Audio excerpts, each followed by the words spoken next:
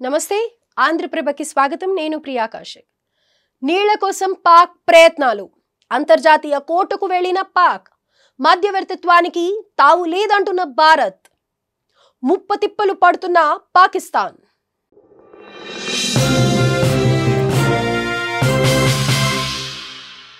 భారత్ సింధు నదీ జలాల ఒప్పందాన్ని రద్దు చేస్తూ తీసుకున్న నిర్ణయం పాక్కు ప్రాణ సంకటంగా మారింది. నీళ్లు లేక విలవిలలాడటం తప్ప ప్రస్తుతం ఏం చేయలేని పరిస్థితిలో ఉంది పాకిస్తాన్. అందుకే మేకపోతు గాంభీర్యాన్ని ప్రదర్శిస్తూ ఇంకా భారత్ను భయపెట్టే ప్రయత్నాలు చేస్తోంది. సింధు నదీ జలాల ఒప్పందాన్ని రద్దు చేస్తే భారత్ తీవ్ర పరిణామాలు ఎదుర్కోవాల్సి వస్తుందంటూ బీరాలు పలుకుతోంది.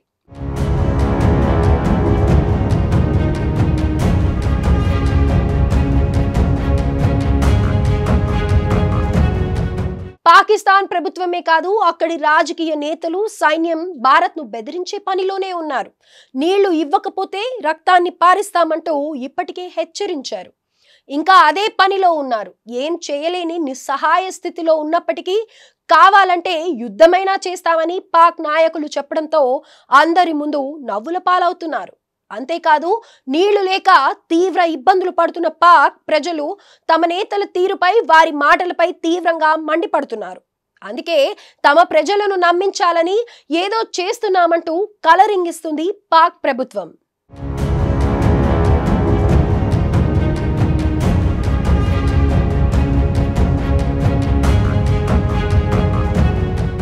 భారత్ సింధు నదీ జలాలను రద్దు చేస్తూ తీసుకున్న నిర్ణయంపై మరోసారి ఆలోచన చేయాలని ఇప్పటి వరకు ప్రాధేయపడుతూ వచ్చింది పాకిస్తాన్.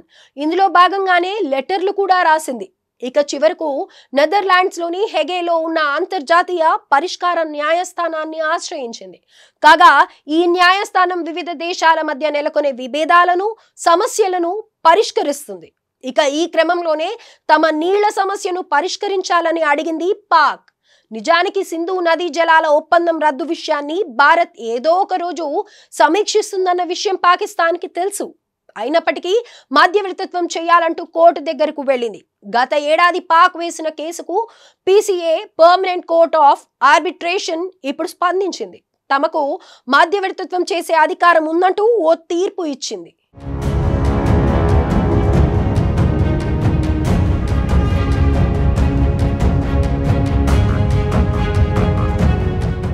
సింధు జలాల ఒప్పందాన్ని ఏకపక్షంగా లేదా శాశ్వతంగా నిలిపేసే అధికారం భారత్కు లేదని చెప్పింది PCA. ఆ ఒప్పందంలో ఉన్న నిబంధనల ప్రకారం ఏకపక్షంగా ఏ దేశం దీన్ని నిలిపేసే అధికారం లేదని తెలిపింది. అలాగే భారత్, పాకిస్తాన్ పరస్పర అంగీకారంతో ఒప్పందం ముగిసే వరకు ఇది అమలులో ఉంటుందని చెప్పింది. దీంతో ఈ తీర్పును పాక్ తాను సాధించిన విజయంగా చెప్పుకుంటుంది. తమ ప్రజలను నమ్మించేందుకు న్యాయస్థానం తీర్పు ఉపయోగపడుతుందని ధీమాగా ఉంది. ఎందుకంటే అంతర్జాతీయ కోర్టు ఇచ్చిన తీర్పుతో భారత్ తగ్గుతుందని భావిస్తోంది పాక్. అయితే సింధు నది జలాల ఒప్పందం రద్దు వ్యవహారంలో మూడవ వ్యక్తి మధ్యవర్తిత్వం కానీ, ఆర్బిట్రేషన్ కు కానీ ఎలాంటి అవకాశం లేదని తేల్చి చెప్పింది భారత్. ఎందుకంటే అసలు ఆ ఒప్పందంలో ఉన్న రూల్స్ ప్రకారం ఇటువంటి సమస్యలు ఏవైనా సరే ఆ రెండు దేశాలే కూర్చొని మాట్లాడుకోవాలి. ఇప్పటి వరకు భారత్ది ఇదే వాదన.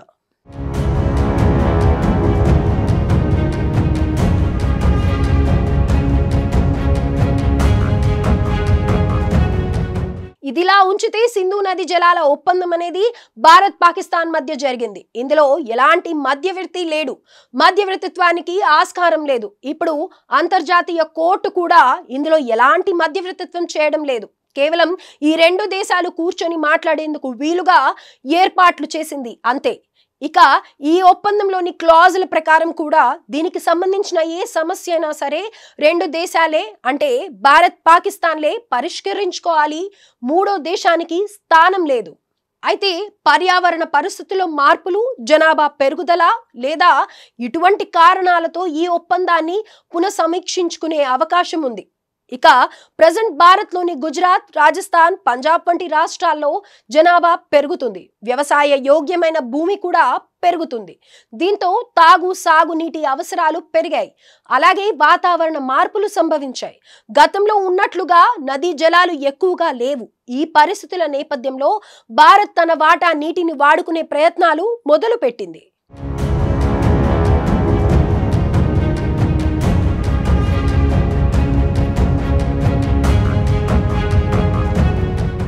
కాగా సింధు నదీ జలాల ఒప్పందం ప్రకారం రావి, బియాజ్, సట్లెజ్ మనకు చెందేట్లుగా, సింధు, జీలం, చినాబ్ పాకు చెందేట్లుగా, అలాగే ఆ నదుల్లో 20% నీటిని భారత్ వాడుకునేలా 80% నీరు పాక్ వాడుకునేట్లుగా ఉంది. అయితే ఈ 20% నీటిని కూడా భారత్ వినియోగించుకోలేదు. కానీ ఇప్పుడు ఒప్పందం రద్దు తర్వాత ఈ జలాల వాడకంపై భారత్ ఫోకస్ పెట్టింది.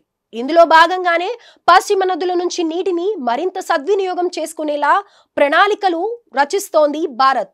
సుదీర్ఘకాలంగా నిలిచిపోయిన తుల్-బుల్ నావిగేషన్ ప్రాజెక్టుతో పాటు ఇతర ప్రాజెక్టుల పునరుద్ధరణ, కాలువల నిర్మాణంపై దృష్టి సారించింది.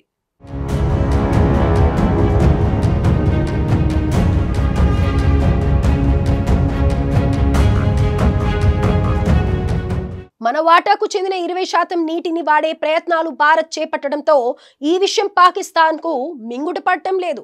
ఎందుకంటే ఇన్ని రోజులు ఈ నీటిని యథేచ్ఛగా వాడుకుంటూ వచ్చింది పాక్. ఇన్నాళ్లుగా పాకిస్తాన్ కు అవసరం లేని సమయంలో నీళ్లు వెళ్లాయి. కానీ ఇప్పుడు అవసరం ఉన్న సమయంలో భారత్ చర్యలతో నీళ్లు వెళ్లే పరిస్థితి లేదు.